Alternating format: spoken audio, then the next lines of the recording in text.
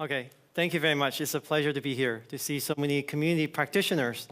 So I'm a data scientist, and I'm a data geek, so I play a lot with numbers. On top of that, I also get to explain a lot of these things using, I would say, social principles, right? Because sometimes people don't want to look at data. So today I'm going to talk to you about the science of sustained engagement. And this is the agenda I will follow. And I know I'm standing between you guys and the food, so bear with me for an hour. Okay. So we're going to start talking about like some sustainable social strategies, and and then trying to understand how relationship actually work, because that's really important, right? Social media and community is all about relationship. And in fact, social media, the most interesting thing about social media is the social part. Right? If you take away the social, then you just get media. Right? So we have to understand a little bit about relationship, and then we look at how we can apply these science and understanding of how human relationship work to customer relationship, and then we take a look at the monetary implication of that. Okay, so let's begin. So I go around a lot and speaking about my work, and when I go to conferences, people often talk about social strategies. And these social strategies are really good at helping companies scale, okay? Essentially help them get more customers. And that's really good and really important, but today we actually have a lot of technology to help us do that, right? So with better technology, we could actually scale better, right? We could do more with less. And this is really important, like I said, but in the social world, this is actually not good enough. Right? And several reasons that this is not good enough is that there's only so much you can scale, right? If you get the world's population, then you can't scale anymore. But if you say, if I get the world population, who cares? Right? But you won't get there. You actually a more realistic cap for you is a situation called a market saturation, right? It will saturate, and then it becomes a game of diminishing return, right? And then you just really, really hard to scale further and further. So the second reason that this is not good enough is because the technology that help you scale is highly, highly commoditized. Okay, anyone could reach 1 million people on Twitter. Startups could do that. Okay, if you use Facebook, right? Anybody could use Facebook, right? They could reach people across the globe, right? Highly, highly commoditized. So not differentiating at all, right? And lastly, if you look at the financial impact, right? It actually there's not very much sustained financial impact. If you actually implement some of these, I would say, social strategies out there, right? And you measure kind of the result. This is typically what you see. You get a spike like this, right? And then it goes away, right? This metric could be any social metric, right? Could be replies, conversations, mentions, fans, followers, members in your community, right? Could be any social metric that you want. You typically get a huge spike, and then it comes back, goes away, right? But if you look at the financial impact, typically looks something like this. Now, there is a little blip here, right? So it does matter. It does make a difference, but it doesn't stay. Okay, so this actually brings us to another dimension to look at the success of your social strategy, and that's basically sustainability, right? So this is actually very hard, right? How many people actually think about their social strategy or community strategy, 10 years down the line? Okay, some people do here, very good. How many people think about 50 years down the line? How many look at 100 years down the line? All right. So, but the truth is that not many people think about sustainability. Right? When people think about social strategy, they think about scale, right? And this is really difficult because the future is unknown. Right? If you're a startup, why do I even care about sustainability? I don't even know if I'm going to be in business, in 5 years. So people don't think about that. But this is exactly where science can really help you, right? Because what is the job of a scientist? Scientists create models to predict the future. Right? Whether it's weather model or planetary motion, ocean currents, right? We predict all kinds of things, right? We can't predict everything, but we predict something, right? So that takes away some of the uncertainties in the future so that you can actually think a little longer term. All right, that's where science can really help you. And what's better is that the future never saturates. Right, you can scale this 50, 100, 200, 300 years, never saturate. Doesn't saturate like scale, okay? So a successful brand must adopt a social strategy that's both scalable and sustainable, right? So scalable, people can already do. Right? Sustainable, not many people are even thinking about it, okay? So what would such a strategy look like? Okay, so I had the great pleasure to work with this man here. Anybody know this man? It's Jeffrey Moore, okay? He wrote some of the best-selling business books that you probably have read or have heard of, right? Crossing the Chasm. And he's one of the, probably one of the most well-respected technology advisors in the Silicon Valley, right? And he introduced me something called the 4 gears model. Okay, so the 4 gears model actually starts with, has 4 gears, but I'm going to start with 2 of the gear that every one of you are familiar with, right? So the gear are 2 gear that everyone is familiar with is the acquisition gear and the monetization gear. Right, this is basically how business is done for hundreds and hundreds of years. You acquire a customer and you monetize them. That's it. Right? How you do that is context specific to your business. Right? But that's the basic model. Very simple. Right? There's a traditional way of business. But then so where do you acquire a customer? You basically acquire a customer in the market. Right? And you monetize in your company. Right? If you monetize somewhere else, you are either giving your money away or building out somebody else's brand. Right? So, but something changed in 1991. Right? Anybody read Clue Train Manifesto? Right? Pretty famous book. Right? So what is the gist of this book? It says, it's right up there. Right? The market have changed. Now the markets are conversation. Right? Okay, now if you, so let me ask you a question. Right? If markets are conversation, where do you think people are having conversation today? Where are they having conversation? On the web, right? On social media, right? Something like this, right? So now if you are a very pragmatic CEO, right, or business owner, what would you do? Think about this. What would you do? Well, I acquire, normally, for hundreds of years, I acquire customers in the market. Right now, the market are conversation, and people are having conversation here. So what do I do? You basically just have to acquire on social media, right? So now, as a result, even though the market landscape have completely changed, right? People are still doing this: acquire and monetize, right? Now, this is actually neither sustainable nor neither scalable nor sustainable. Okay, and part of the reason that this is not scalable and sustainable is that you actually don't acquire anything that you own on social media, right? You can actually, you may think that you have 1,000, 10,000, or a million fans, right? You don't own those fans. Mark Zuckerberg owns them, right? You may have, a million followers on Twitter. You don't own those followers. Twitter still owns them for you, right? So what are you actually acquiring then? What are you acquiring? Yes, okay, attention, right? But people's attention changes very quickly, right? So yes, you can monetize them while you capture their attention, right? So you can monetize them while you capture their attention, but very quickly they move away, right? So what that means is that you have to take the money that you just earned from monetizing them to acquire them back. So not very sustainable or scalable, right? So that's why. Now, so Jeffrey Moore basically says that in order to have a sustainable social strategy in the social world, you have to have two extra gear. And this is basically the engagement gear, right? And the first extra gear is the engagement gear. So what does engagement do for you? Well, if you're trying to acquire people's attention, what does engagement do? What?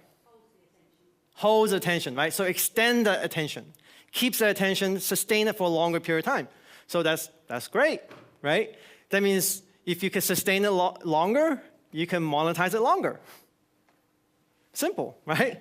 Now, that's not the story, right? This is only one part of the feedback loop, right?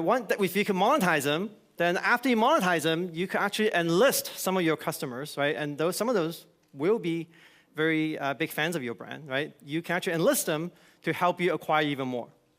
right? Now, when you have all four of these gears all spinning in sync, right, you create something called a viral loop. Okay. Wow, should we run? All right.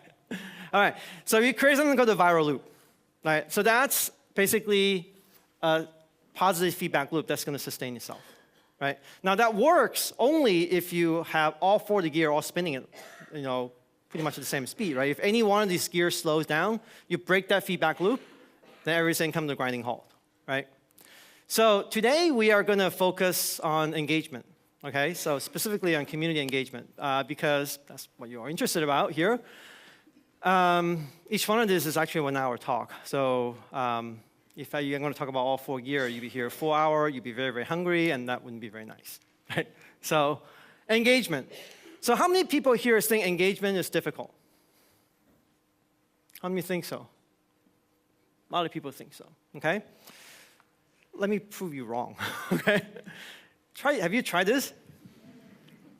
Cute cats and puppy? Right? You can engage people with these things, okay? But, okay, the thing is, what's challenging about engagement is not the fact that you cannot engage. It's the fact that, you cannot sustain it, okay? So engagement is actually not hard. It's sustained engagement that's difficult. I think that's what you meant, right, when you raised your hand back then, right? Sustained engagement is a difficult thing. Engagement, anyone can engage. You could play a game, right? People will engage and play with you for a while. Try to play the game, for 2 months, 3 months, or a year.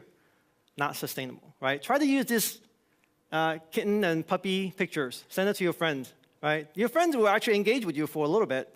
But if you do that for a month, right, you'll be unfriended, right? So, okay. So one of the things that I find from analyzing a lot of our data is that, what is the common criteria for this sustained engagement? And what we find is that a prerequisite for sustained engagement is a strong relationship. You have to have a strong relationship. Right? We look at all the relationship all the people that we engage with sustainably over a long period of time, right? Think about it. Look at who you engage with over a long period of time. You have some strong relationship with those people. Okay? That doesn't mean that having a strong relationship is enough, right? It's a necessary condition, but it's not sufficient, right? But by itself, right? But it is a required condition. All right, so let's take a look at this a little deeper, right? Because that basically leads us to a question. Well, what is, we have to understand a little bit about how relationships work, right? Relationship. Now, to answer that question, we basically have to look at the life cycle relationship. Right? Every relationship starts out disconnected. No one's born with a relationship, right? So the first step in creating a relationship is basically you create a weak tie, right? And then you have to build that tie strength for the weak tie become a strong tie. And after you get a strong tie, that's not the end of it. A lot of people are very happy then, and then they stop doing what they're doing, and then things go bad, right? Because that strong tie actually needs maintenance. You have to maintain that strong tie. Right? And if you do nothing, then the strong tie reverts back to a weak tie. And if you do something really bad to your friend, then you get disconnected. Right? That's how relationships work. Right? For ages. Before they were computer, before they were social media, before they were online communities. All right? Okay. Now, creating a weak tie is really, really easy. Right? What's your name? What? Rob? Yes. Nice meeting you. I have just created a weak tie. It's very easy, right? All it takes is hello. Now, how do you build your weak ties into a strong tie, and how do you maintain those strong ties? The interesting question is actually, where does that happen? Okay, so to answer that question, we actually have to understand a little bit about how the difference between social network and community, right? So you guys here are all community practitioners. So let me ask you, can you define what a community is for me? How many people do you want to try? Yeah? A group of like-minded individuals that engage in social support. Okay. Does it have to be social support? Some kind of support. Okay. All right. So very good. Very close. That's good job. Okay. So social network and community are both very, very robust social structure. They existed for hundreds and hundreds of years. Before they were social media, before they were computers. All right, so let's take a look at how people built their social network before there were social media. Okay, let's do that by following this hypothetical character named Bob as he built his social network. Right? So let's say Bob actually come to this community called Beebury, and it's a community that consists of some weak ties. Right? These are people who don't know each other really well. Right? And there's also strong ties in the community. These people may be people who know each other for a long time. They may even be families. Right? They have strong ties there. And there's also these old members who tend to have a lot of strong tie. And there's new members or casual members who don't have very many ties at all, right? So the first step that Bob does when it comes to community is that he creates weak ties, right? As I said before, nobody's born with those relationships. But over time, some of those weak ties get converted into a strong tie, right? Not all of it, some of it, right? So the dotted lines are weak ties, the solid lines are strong ties, okay? So, and then something could happen, right? Say he go to US, go to college, right? Right? And then notice what happened. Even though he has left the community, right, the strong ties, the relationship that he built, he didn't lose those relationships because they're strong ties, right? He took those relationships with him to college, right? So, and the same thing could happen in college, right? The college, he can actually meet hundreds and hundreds of people, right? Some of those will become his strong ties, and then he would take those with him to work, and then same thing happens in work, right? So as you can see, social network kind of form naturally as people establish this relationship within a community, right? Moreover, it maintains people's relationship as people move between communities, right? These are different communities, right? This is his hometown, this is college, this is work, right? Different community, right? So this is how it works before they were actually computer and social media, right? So the difference between social network and community is really what holds these group of people together, right? So a social network is held together by pre-existing interpersonal relationship. So Facebook is a social network. It's held together by pre-existing friendship, right? LinkedIn is a social network, held together by professional relationships, right? Now, community, on the other hand, is a group of people held together by common interests. That's it. Simple as that, right? There are many different types of community. There's community of interest, community of practice. There's many, many different types of community, customer community, right? Branded community. But ultimately, the commonality, there's actually, if you ask the academics here, there's probably, 15, 20 definitions of community. But the common theme is that these people have a common interest. A group of people with a common interest. That's what it is, right? So that being said, right? Social network, right? It doesn't mean that the common interest doesn't exist. It's just that that's not what holds a group together, right? Some of your friends may happen to have the same interest that you are, right? But if they don't have the same interest as you are, you're not going to unfriend them because that's not what holds you together. It's your relationship that holds you together, right? And community is just the opposite, right? So community, you may have a relationship here, right? Here, we are all in a big community right here. We have a common interest around building better and more lively communities, right? Some of you know each other for a long time. You're good friends and colleagues, right? Some of you, I just met the first time, right? Relationship is not required here, okay? Now, the most important words in the definition of social network here is pre-existing, okay? So academics have actually surveyed people's Facebook friendship and found that like over 99%, close to 100% of their friendship on Facebook were established somewhere else. They were already established. Look at your Facebook friends, right? Do you know them on Facebook? Probably not, right? Okay, so they were already existing friendships. So I have to ask, well, as a scientist, right? I mean, kind of wonder, these are relationships that already exist, so where were they first established? You wonder about that? Exactly, in communities, right? So if you look at, so it turns out that, the community is actually where weak ties are built into strong ties, right? And social network is the structure that maintains those strong ties. All right? Okay, so now, and in fact, I kind of talk about these structures separately, right? They actually overlap, right? They overlap in the physical world. Even in the digital world, they do overlap, right? So Twitter is actually a hybrid, Right? You could follow some people because you know them, or because you like what they have to say. You have the same interests as you do, right? So they are not actually mutually exclusive, right? So let's ask one deeper question, right? What is a relationship? Now we know, like, now that we know, like, how the life cycle relationship, right? How to build relationship from weak tie to strong, where that happened, right? So we know that it happens in community, and then strong ties are actually maintained in social network. Let's ask one deeper question. What is a relationship? Right? So relationship is one of those things that we are all very familiar with ourselves, right? We could recognize it. But if I ask you to define it, people usually have a hard time, right? Unfortunately, like, sociologists have already done this for us, right? Basically, a relationship is a tie or connection between two parties. Okay? And these, between two entities, right? These entity could be anything, right? For us, these entities are typically people. And there's a tie strength that characterizes how strong this relationship is. And there is a professor by the name of Mark Granovetter, who's at Stanford, who wrote a very influential paper in the 70s called The Strength of Weak Tie. And he basically postulated that there's actually 4 components of tie strength: time, intensity, trust, and reciprocity, right?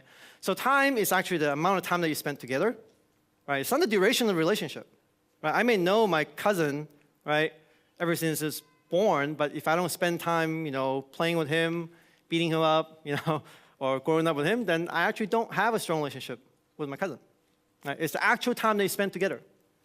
And intensity is this, emotional intensity, right? A sense of closeness. For example, if you're related, right? You have blood related, your parents, your spouse, or this strong emotional intensity. Trust is basically how transparent you are. Okay, how open you are, right? If I am completely transparent to you, it means I trust you a lot.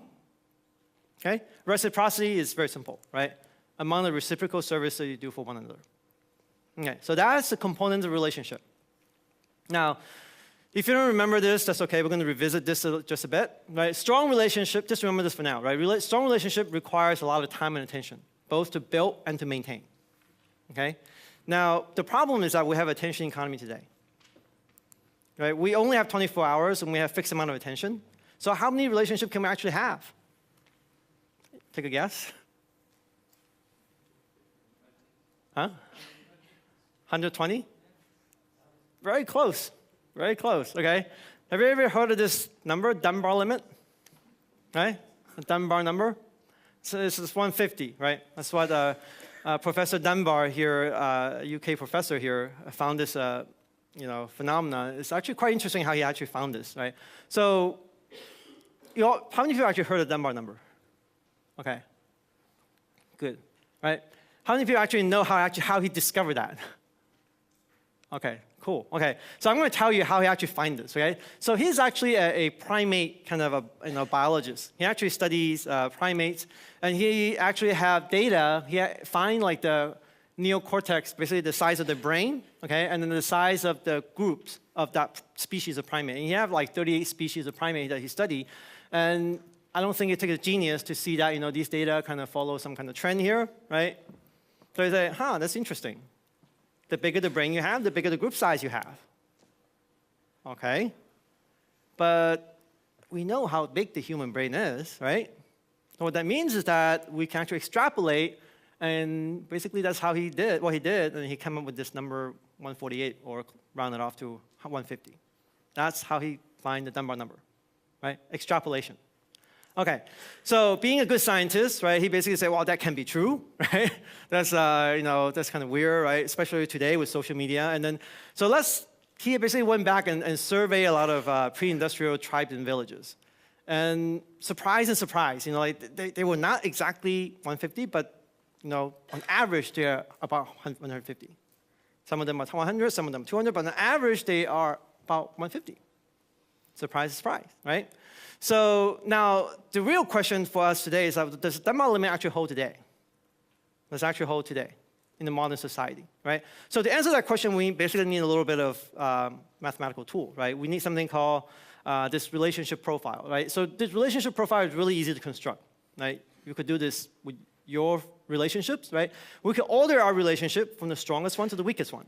right? For example, I would put, some of you, you have a spouse, probably that's the strongest relationship. You have children, maybe they come next. You have parents, maybe they come next. You may have some siblings, right? And you may have some best friends. Some of your best friends, close friends, may actually be closer than your siblings, stronger, right? And you can order them, these relationships, from the strongest one all the way to the weakest one, right? Now, these are, I would say, I don't have a word for these people. These are actually strong ties, right? So these are not acquaintances that you don't care about. These are acquaintances that you actually do care about, right? So I call this close acquaintance, right? I don't have a better word for this. So if you think of a better word, let me know, okay? So, all right, so this basically creates what I call a relationship profile. Everybody have a relationship profile. Everybody's relationship profile is different. They're shaped differently, right? If you are people who spend time equally with every one of your friends, then your relationship profile will be pretty flat, right? If you like most of us who spend a lot more time without strong ties, then you will kind of fall off like that, okay? So that's what the relationship profile is, right? So now in the pre-industrial village, right, and tribes that you survey, right, basically it cuts off at 150. Right. Now, Dunbar's limit, so let's go back, now that we have this tool, right, let's go back and answer the question, right? Does Dunbar limit actually apply today, right? So there's several reasons that Dunbar limit may not apply today. And that basically that's, the necessity for social cohesion is actually a lot weaker today, right? If we don't stay in a group, we won't die, we won't get eaten by a lion, right? Whereas before it's really important, right? If you don't stay in a group, you could be in real danger, right? But the more interesting question is, well, today communication is actually a lot more efficient. Right, maybe that will help us maintain more relationship. Do you think that's true? Yes? No? Okay. But what did Professor Dunbar use as a predictor? Size of your brain, right? So do you think our size of our brain have changed in the last, thousands of years? Not really, right? Actually, our brain has shrunk a little bit since the Neanderthals. Just a tiny bit, about 2.53%, right? So our brain hasn't changed, right? So what that means is that, actually we can have more than 150 friends, but it comes with a trade-off, okay? And this trade-off comes with several ways. Well, first is that we can have fewer strong ties, right? So what that means is that we are basically taking this relationship profile and squash it sideways like this, okay? Squash it sideways. And what we're actually doing is that we're taking some of the time and attention that's needed to maintain those strong ties, and we allocate them to the weaker ties. That's what we do, okay? Another way that we could do this is that we have a weaker strong tie, right? Basically, we are taking this relationship profile and then we squash it down vertically like this, okay? And again, we are taking these time and attention that's needed to maintain those strong ties and give it to the weaker ties, right? So now, if you don't remember this calculus, it's okay. This is one equation you have to remember, right? Basically, is that integral of that yellow curve is equal to that integral of that blue curve. Anybody just ring a bell? Calculus? No?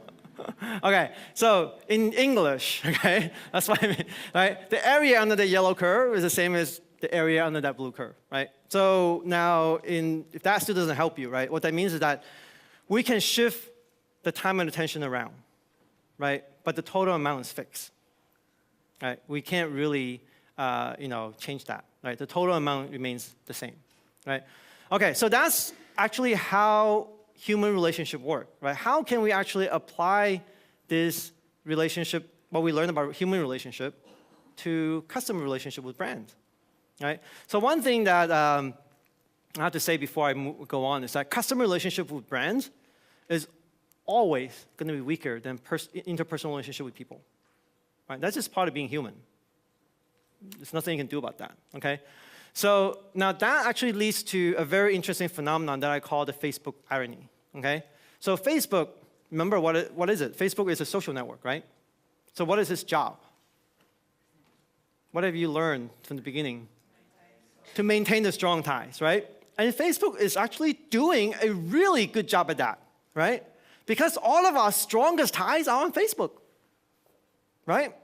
Pretty much all of all my best friends and family, and they're all on Facebook. So it's doing a really, really good job at maintaining those strong ties. And by definition, the strong tie is going to take a lot more time and attention, right? And this is kind of, this is the irony. I call this irony is because, Facebook is doing too good of a job and maintaining those strong ties, that it created a problem for yourself. Right? And the problem that you create for yourself is that in the presence of those strong ties, the weaker ties become harder to develop into a strong one. Right? You probably experienced this yourself, right? Have you traveled to a country where you have no friends at all? Yeah, do you find it really easy to make friends at those places? A lot easier, right? If you move into a town that you don't know anyone, it's a lot easier to make friends there, right? I'm talking about those strong ties, right? It's really easy to create a weak tie, right? All it takes is a hello, right? But to create those strong ties, it takes a lot of time and attention, right? So those are the strong ties. Those are the relationships I'm talking about, right? So the weaker ties get really hard to develop into a strong one in the presence of the other strong ties. That's demanding your time and attention, right? And they're going to win most of the time because they are by definition strong ties. They're going to win most of your time and attention, right? So the moral of the story is really simple. If you already have a strong relationship with a customer, great. Maintain it on Facebook is the way to go, right? But if you don't already have a strong relationship with your customer, trying to build that on Facebook, it's going to be harder.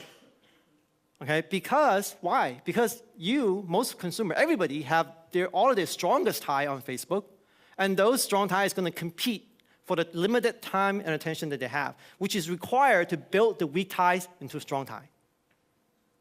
And guess what? Who are the weak ties? Relationship with brands, right? Okay? So it's kind of like this little puppy here, right? So Facebook is really great for strong ties, right? But not so good for building the weak ties, right? So this car is great to be fast, but maybe too fast for your dog, right?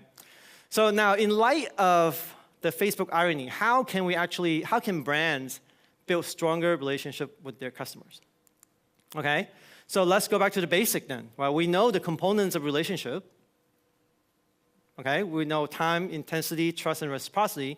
So basically, if we're able to build each one of these components individually, what we end up is that we will have a stronger relationship with our customer or with your community members, right? So first component, let's look at time, right? Time, like I said, is the time spent together, right? Not the duration of the relationship, right? So how many people here, think that it's very simple, right? Time actually increases your tie string. People believe that? Agree? Not that simple, though. Have you ever tried to spend time with people that don't want to spend time with you? The more time you spend with them, the worse it gets, right? So it's like this, right? Now, so if the desire to spend time together is mutual, then yes, spending more time together builds your stronger relationship, right? Turns this intensity, to love, right? But if the desire is non-mutual, something is really bad, right? So, the more time you spend, right, the more it's going to hate you, right? It's like a stalker, right? So it's not good, right? So time increases your tie string, right? Only if the desire to spend time together is mutual, right? So what's the key here? The key here is really know when your community member wants to spend time with you, right? When they want to spend time with you, be there for them. When they don't want to spend time with you, don't bug them, right? All right, so that's key number one, right? Intensity, second component, right? So like I said, customers or community members, like for intensity for a brand, it's going to be much lower than their intensity for a friend, right? Like I said, there's nothing you can do about that. This is just part of being human, right? So part of it is genetic that we have no control over, right? But there are actually tactics that we can leverage. And one of the most appealing tactic, or the most effective tactic that I know of, is basically appeal to a greater cause, right, that these community members care about. Okay? So they will have a strong emotional kind of attachment or association with those greater cause, and they will associate those with the community or with the brand, right? So, for example, Coca-Cola, they have these polar bear commercials in the US. I don't know if they show them in UK. Have you seen those, right? So we want to save environment so the polar bear can survive, right? So if people are very conscious about environmental and conservation of the polar ice cap, then they will associate some of those strong emotions with drinking Coke, right? Appealing to a greater cause beyond your brand, not just your company, right? So the key here is really don't try too hard here, right? This is the component that we have the least control of. If it works for you, great, right? don't fake it. The key is don't fake it. Don't create a fake cause, right? Because it's going to backfire, okay? People will find out, and it's going to be really, really bad. It's worse than if you haven't used it in the beginning, in the first place, right?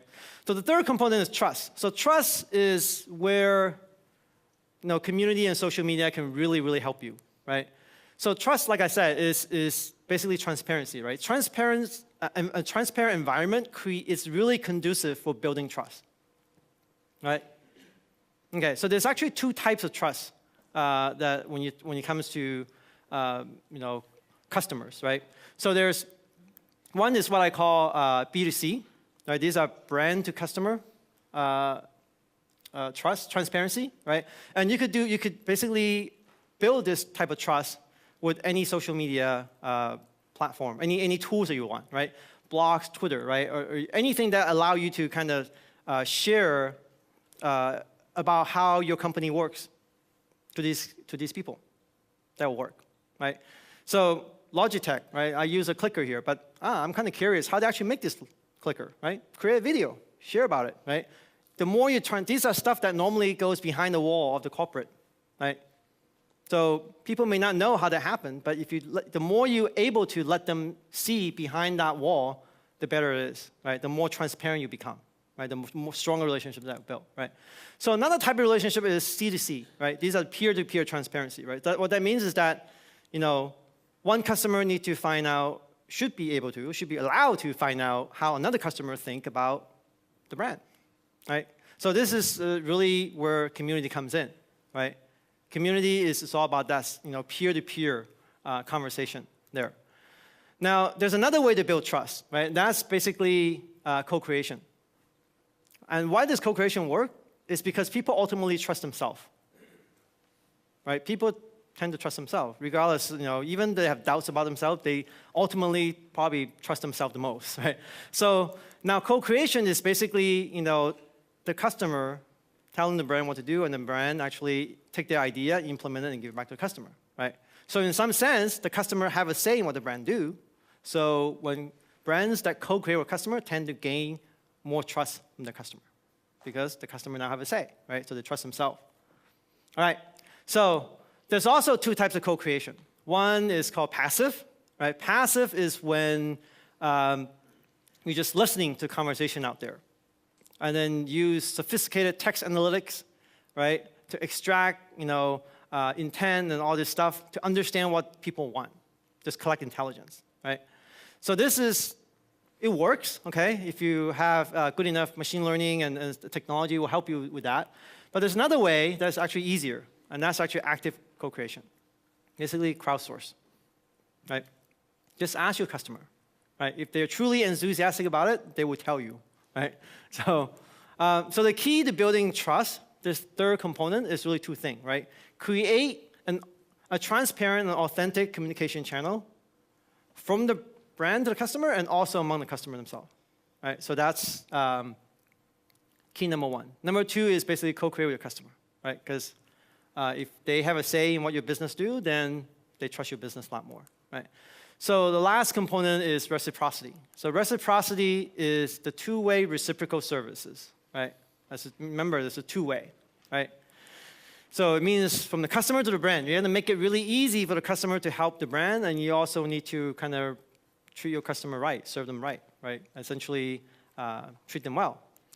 So, and also another way to kind of build reciprocity is co-creation as well. Co-creation actually creates a cycle reciprocity because when you co-create with the brand, you basically, you tell the brand what to do, and then the brand actually implement what you do and give it back to you. So he's helping you, right? You are helping the brand create a product that more customer want, and the brand is also helping you to create a better product for you, right? So you are helping each other that way, right? So the key here to building this reciprocity component is don't forget to let your customer help you, right? We know that from human relationship, right? If in human relationship, if one person is taking all the initiative and all the effort to put effort into this relationship, right? That relationship is not as strong as if a relationship where two people contribute, right? We know that for human relationship, but somehow brands forget that all the time. So I'm serving my customers, I'm serving them really well. Yes, but have you let them serve you? Most people, no, I haven't do that. Right? They forgot about that, right? So the key here really is, don't forget to let them help you, but it has to be opt-in, right? You can't force them to help you, right? If you force them to help you, then this doesn't work, right? So it actually turns very ugly. So now we know. Okay, so in human relationship, we know that we build those relationships from weak tie to strong tie in the community, right? And what about these customer relationships? So in light of the Facebook irony, we know that we cannot really do this on the Facebook, on the social network, where our time and attention is demanded by our strong ties, right? And a lot of strong ties there, right? So let's take a look at, does it actually work in the customer community? So customer communities are usually always opt-in, right? So it's there for you to participate whenever you want it, right? No, there's no pushiness, right? You don't have to, you can participate as much as you want or as little as you want. Totally opt-in, right? So meet the time component, right? This is there when you want to spend time with it. When you don't want to spend time with it, they won't bug you, right? Second component, may have a greater cost, right? Doesn't have to be, but some of them do, right? So third component, trust, certainly meets that, right? Community is definitely an open, transparent channel, and it's also a platform for co-creation, right? And lastly, reciprocity, right? Enables reciprocity between the brand and the customer, and also enables another type of reciprocity called C2C, customer-to-customer reciprocity, basically peer-to-peer reciprocity, right? Members can actually help one another, right? That creates reciprocity that way too. So it turns out that customer relationships are built pretty much the same way as interpersonal relationships, in the sense that they are built in the community, right? They're not built in the social network. Social network is the maintenance of that relationship after you have built that, right? So all that is you say, well, that sounds great. What's the monetary implication, right? Let's talk money, right? So now remember earlier I said that with this 4-gear model, right? Engagement helps you sustain monetization. How do you think that happens? How do you think that happens? Well, that happens by turning your customer into loyal customers, right? By building a stronger relationship, your customer will become more loyal to you, okay? And when they become more loyal to you, you can monetize them over and over again. And in fact, that's what loyalty means. Loyalty to the brand means you can monetize them over and over and over again, right? So we have a few case studies here, right? So FICO is one of our clients, is a credit scoring company. So when you need to get a loan, your bank will actually check your FICO score, right? So we actually have a case study with them over 3 years. So it's kind of nice. So we can see that comparing member to non-member spending, right? There's actually a steady increase over the 3 year, right? So okay, these are fractional. These are kind of, if you look at only 1 year, this is kind of it's small fractional increase, right? 37%. Right? But if you look at a total, right, the total cumulative gain, that's pretty significant, right? Because these are people who actually, repeat purchase over year, right? So basically, so loyal customer, basically their behavioral manifestation is that they purchase repeatedly over year, right? And so the total cumulative gain can be really huge because the customer lifetime can be really long, right? Don't underestimate the power of time, right? So so you get this kind of multiplicative increase, like 300%, right? Something like really, really big. So compare a non-member spending level, right? So over time. Now so FICO is a product that people probably don't buy very often, right? They buy one when they need to get a loan, right? They probably once a year to check their credit score. But this effect is actually very prominent for product and services that you could purchase very quickly, purchase very frequently, okay? So we have another case study with Sephora, right? So Sephora, they actually find that community member actually spend 2.5 times more, okay? And then there's these super fans in the community that actually spend 10 times more, right? And these are tracked with loyalty cards. So they actually were able to control for people who are not in the community and versus people who are actually joining the community after the community have launched, right? So, all right, so that's basically what I have to say about engagement, right? So this is just a little review here, right? So key to sustained engagement is relationship, right? So how do you build relationship in the community, right? So we learned about the fact that relationships are maintained in social network, but they're built in the community. There's 4 components to relationship, and that's time, intensity, trust, and reciprocity. And we learned about the Facebook irony, okay? In the presence of strong ties, which you have a lot of on Facebook, right? The weaker ties are really hard to develop into strong ones, right? And in light of that, right, brands can still build strong relationship with their customers, right, by building each one of these 4 components, right? Time, intensity, trust, and reciprocity. And you could do that in the community really well, right? And then the result of that is that once you get a strong relationship, you will get loyal customer, which means you can sustain monetization over and over and over again, okay? So now you know how to spin one of this gear, right? You may ask, well, what about the other gears, right? So there's actually a workshop tomorrow that's about acquisition and enlistment, right? So I think the time has changed or something. Do you want to make a little announcement about it?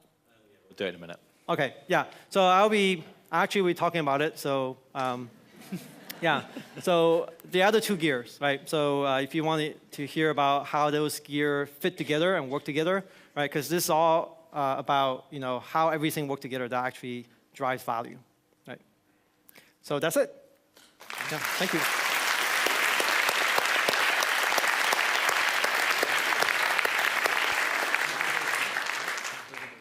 Thank you for doing that. I think we have time for 2 or 3 questions, if we have a microphone around. If we have any. I'm so blind, I can't see anything. Anyone? Paul, right here. Paul. Well, I actually want to really hear Kevin challenge Michael on the Sephora analysis. And I'm curious to hear what they'll say about it. Yeah, so let me try to address that because so causality is actually, so I'm a data geek. So strictly speaking, you cannot prove causality with data alone. You cannot, okay? Just as you cannot prove smoking causes cancer with data. You cannot prove that, okay? Because you try to equalize, pick population that's the same, right? But you can never guarantee that they're the same, right? If there's a significant effect in one group versus another, where the only difference is the community, right? That group may already have a propensity, maybe genetically, there's some variable that you not track, right? So that you cannot prove with data, okay? That's just, if you ask economists or something like that, they will probably agree that that's not provable.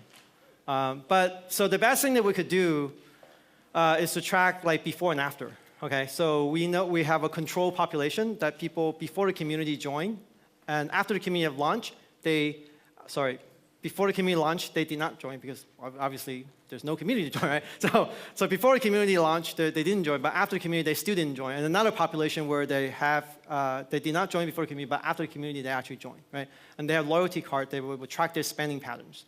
So you may see that, the control group may see an increase, right? So for your experimental group, where the people who actually join community, they have to have an additional increase over that to be significant, right? Otherwise, it's just the same as the population. Maybe just the economies get better, so everybody spends just more, right? So you have to track the additional increase in that. And that's how they did that, concluded this result. But strictly speaking, you cannot, like I said, if you really want to be nitpicking, right, and I'm a data geek, and I will be very picky, right? I could challenge you that, this is actually not proving causality, okay? Because how do you know those people who join the community weren't going to join in the future anyway? You can't prove that, right? So that's something that, you just can't prove with data, right? So the best way to go about proving causality is experimentation, okay? How does, media like these advertising company able to prove that their media, their advertising is providing value, right? They experiment with it. They shut it off and they see that it decreased, right? And they just turn it back on and they increase, right? So experimentation is actually the best way to prove causality, right? If you just look at data, static data that you collected, you can't prove that with data alone. Just one more. Yeah. Does that address your question? Yeah. Kevin? I actually worked with the managing director at Sephora, and I believe in her, so she could probably get those results. Okay. More questions. Okay. Wait. Yeah.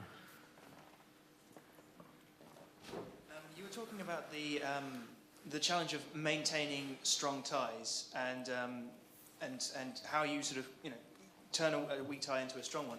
If a strong tie has weakened over time, is there any difference between the challenges of turning that weak tie into a strong tie versus somebody who previously had no relationship at all? Yeah, that's very different. It's actually much easier to revive a weak tie that's turned weak from being a strong one, right? So you probably know that from some of your school reunions, right? I mean, you were best buddies with this, but then people move on with their lives, right? And then after 10 years, you go back to school reunion. You especially with Facebook today, right? You keep a little bit of conversation going on, and a little bit about what's going on with their life, right? When you go back there, conversation comes up just as you never left, right? So it's actually, but it does require that engagement. It does require that time. You just need to spend that time. So usually there's a forgetting curve, right? So typically it jumps up, right, when you re-engage, but over time it decays, right? It decays. But once you re-engage, it jumps up again, right? So there's a decay rate. So. Okay, we're going to have to end it there. Everyone, please give a huge round of applause for Michael Wu. Thank you. Thank you, that was amazing.